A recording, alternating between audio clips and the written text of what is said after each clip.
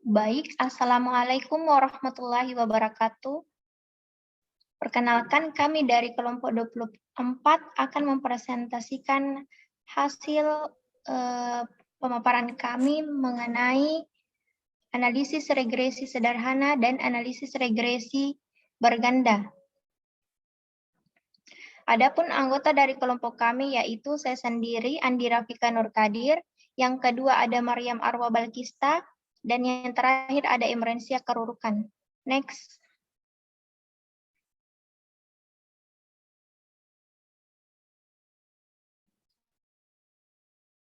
Materi pertama terkait analisis regresi sederhana akan dipaparkan oleh saya sendiri.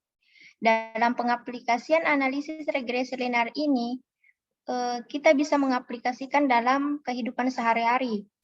Sebagai contoh data yang akan diambil yaitu yang pertama ada scatter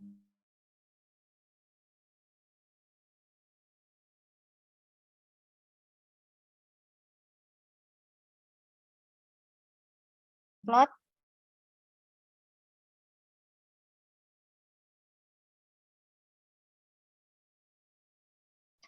data UIF terhadap data di kasus yang dianalisis. Next.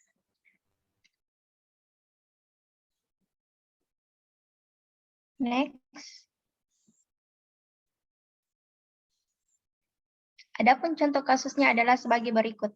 Dalam suatu praktikum di laboratorium biofisika diperoleh pengukuran dua variabel, yaitu variabel X dan Y, seperti disajikan pada tabel di bawah ini.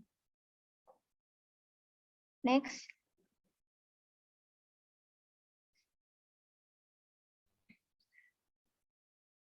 Isi dan pengolahan data dari kasus.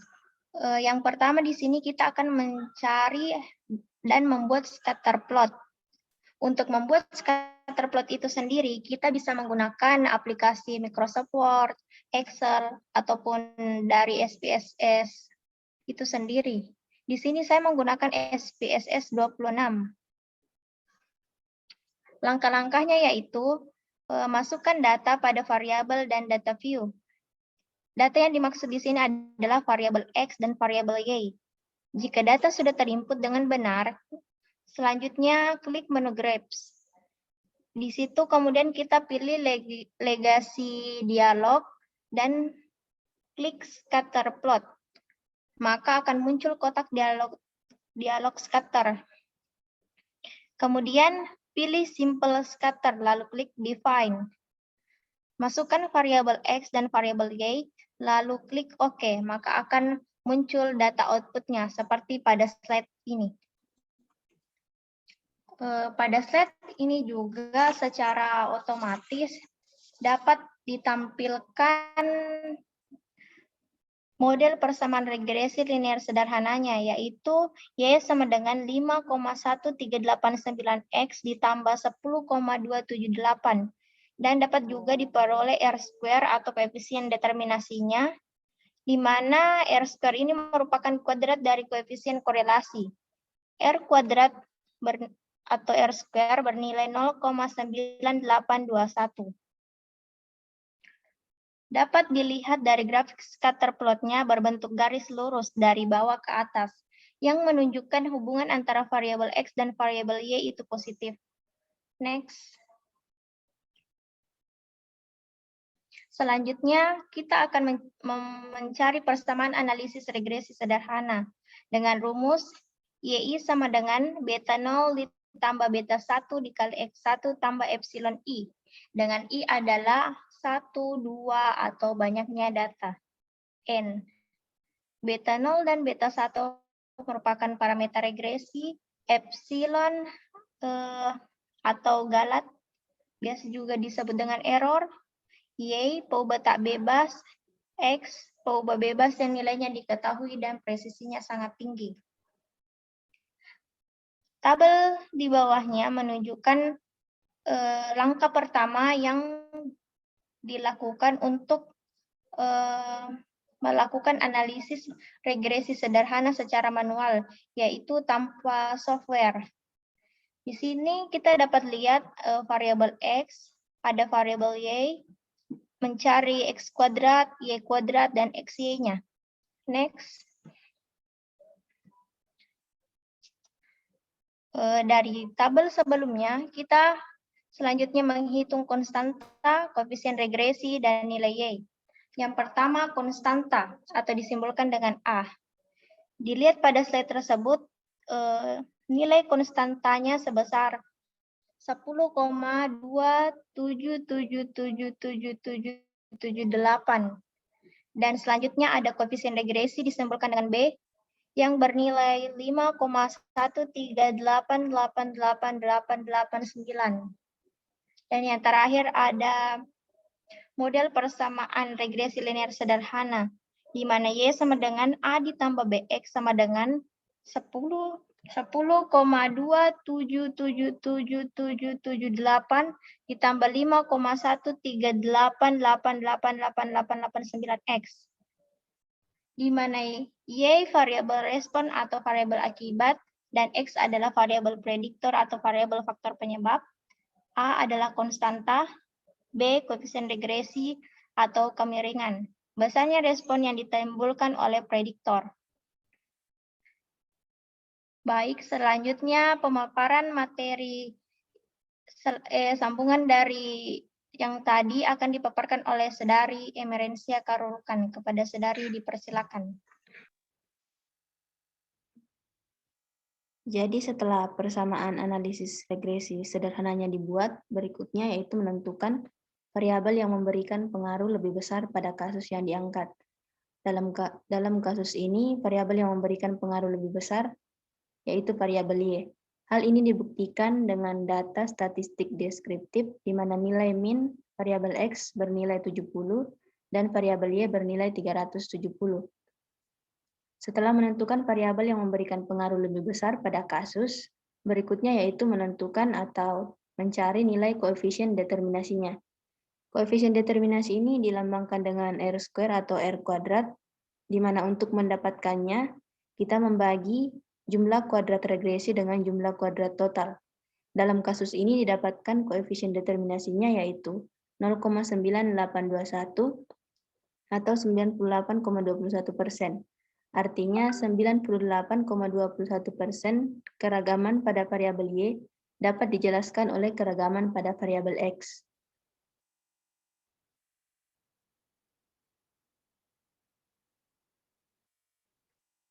Berikutnya yaitu melakukan uji F. Untuk melakukan uji F ini digunakan correlation percent. Terlihat pada slide detail data dari correlation, variabel entered or remove, dan model summary-nya lalu ada ANOVA. Jadi berdasarkan tabel di atas, nilai F hitung sebesar 329,615 dan nilai probabilitas F hitungnya bernilai 0,000, lebih kecil dari tingkat signifikansi 0,05, sehingga dapat disimpulkan bahwa model regresi linear yang diestimasi layak digunakan untuk menjelaskan pengaruh variabel bebas terhadap variabel terikat yang telah ditentukan. Nah, setelah analisis regresi sederhana, ada analisis regresi berganda. Jadi di sini dipilih sebuah kasus yang akan dianalisis dengan analisis regresi berganda ini. Data dari kasus nantinya ini akan berisi yang pertama persamaan garis regresi linear berganda, kemudian variabel yang memberikan pengaruh yang besar dalam kasus yang dianalisis, dan penentuan koefisien determinasi dan interpretasinya, serta penggunaan uji F.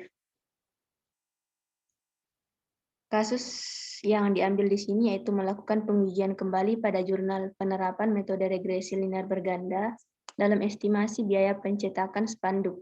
Studi kasus dilakukan di PT Hansindo Setia Pratama. Tabel data dari kasus ini dapat dilihat di slide. Jadi variabel bebas atau X1-nya itu ukuran spanduk dan X2-nya itu jumlah pencetakan. Adapun variabel tidak bebasnya atau Y-nya adalah biaya pencetakan dan persamaan regresi linear bergandanya yaitu A tambah B1 kali X1 tambah B2 kali X2.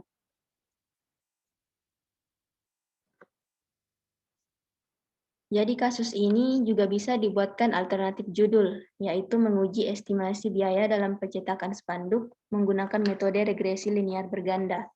Dengan rumusan masalah, Tahap dalam menganalisa data dengan algoritma regresi linear berganda pada pencetakan spanduk dimulai dengan menentukan variabel bebas dan variabel tak bebas. Kemudian menentukan nilai konstanta dan koefisien regresi, serta menginterpretasikan koefisien regresi dari kasus tersebut. Juga menentukan koefisien determinasinya dan melakukan uji F kasus tersebut. Jadi dari kasus ini, hipotesisnya yaitu adanya pengaruh antara ukuran spanduk dan jumlah pencetakan spanduk terhadap biaya spanduk. Kriteria penerimaan hipotesisnya, hipotesis awalnya itu tidak terdapat pengaruh antara ukuran spanduk dan jumlah pencetakan spanduk terhadap biaya spanduk. Dan hipotesis akhir atau hipotesis satunya terdapat pengaruh antara ukuran spanduk dan jumlah pencetakan spanduk terhadap biaya spanduk. Jadi itulah pemaparan dari saya. Saya kembalikan kepada moderator. Terima kasih. Baik, untuk penjelasan selanjutnya dan penjelasan yang paling terakhir akan dipaparkan oleh Saudari Mariam Arwa Balkista. Kepada Saudari dipersilakan.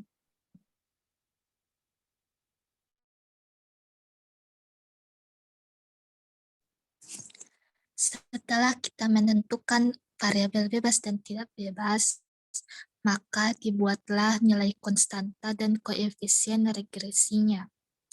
Dan bisa dilihat hasilnya pada tabel berikut di bawah ini.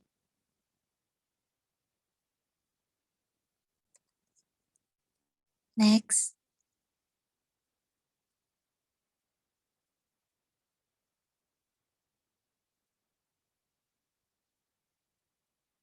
Next.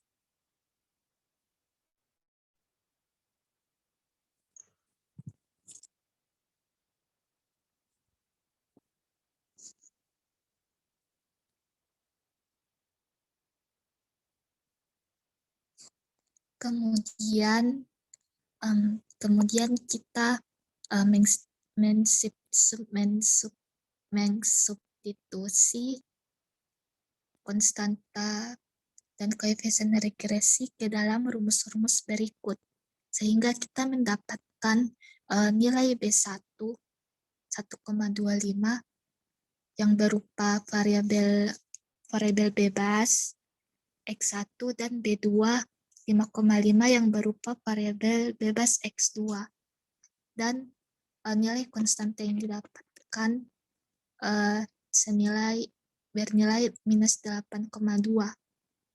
Jadi persamaan regresi linear berganda dengan dua variabel adalah minus 8,2 dikurang 1,25 X1 dikurang 5,5 X2. Next. Kemudian kita menganalisis regresi linear berganda menggunakan program Excel. Yang pertama, masukkan data secara manual, variabel X1 ukuran spanduk, X2 jumlah pencetakan spanduk, dan Y biaya pencetakan. Kemudian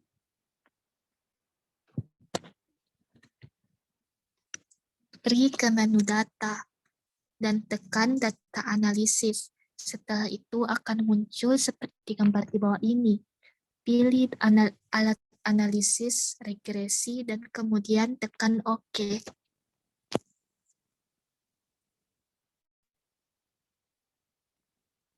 Masukkan nilai variabel Y dengan memblok data biaya pencetakan. Kemudian lakukan cara yang sama seperti di nomor 4 dengan memasukkan nilai variabel ukuran spanduk dan jumlah pencetakan secara bersamaan. Lalu setelah itu tekan OK. Maka akan muncul hasil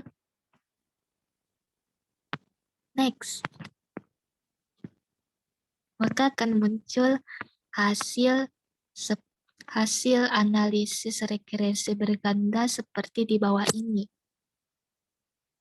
Bisa dilihat pada tabel statistik regresi kita akan menggunakan R-square yang berupa koefisien determinasi.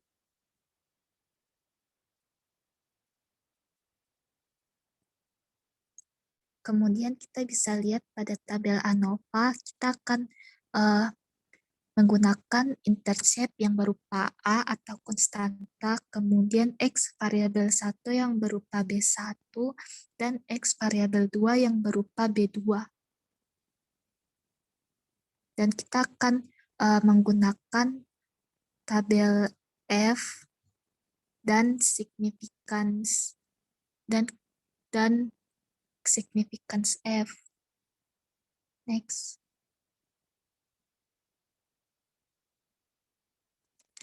Maka bisa didapatkan dugaan persamaan regresi linear berganda tersebut ialah minus 11,6 dikurang 1,4 X1 dikurang 7 X2. Next. Berdasarkan perhitungan dari penentuan nilai konstanta dari koefisien regresi tersebut, maka didapatkan interpretasi koefisien regresi seperti di bawah ini. Bila nilai A atau intercept-nya minus 11,6, artinya jika tidak ada ukuran spanduk dan jumlah pencetakan, maka biaya spanduk sebanyak minus 11,6.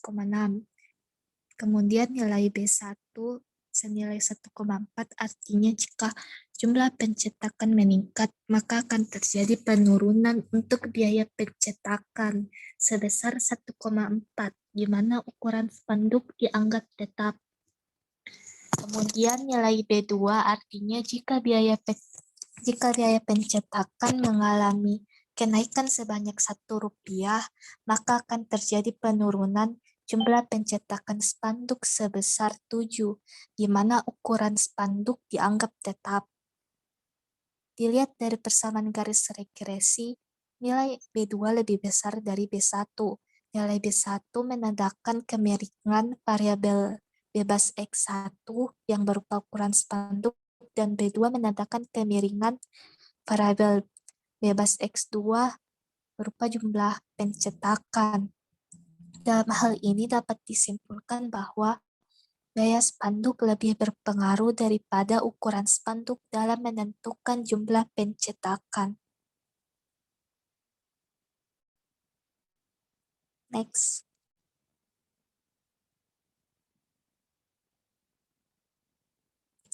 Selanjutnya kita akan mencari nilai koefisien determinasi.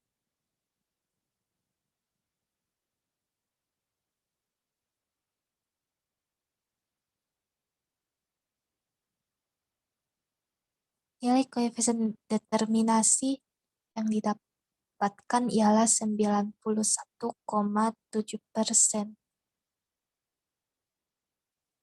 Artinya, variabel bebas ukuran spanduk X1 dan jumlah pencetakan X2 dapat menjelaskan variasi variabel tidak bebas biaya pencetakan. Sisanya sebesar 8,3% yang dijelaskan oleh faktor lain di luar variabel-variabel pada persamaan regresi tersebut. Nilai 8,3% ini didapatkan dari selisih 100% dikurang 91,3%, maka didapatkan 8,3%.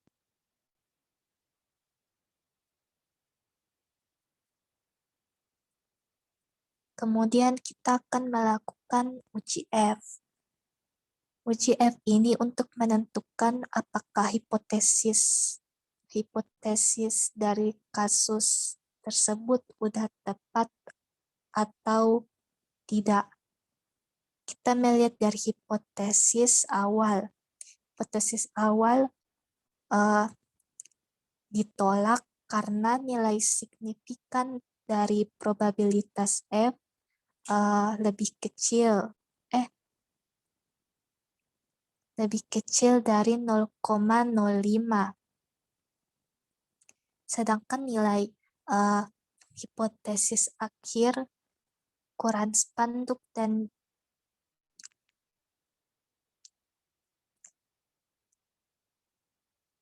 nilai. Hal ini mengandung arti bahwa secara serempak variabel bebas, ukuran spanduk, dan jumlah pencetakan spanduk berpengaruh signifikan terhadap variabel tak bebas terhadap biaya spanduk. Untuk taraf signifikannya 8,3%.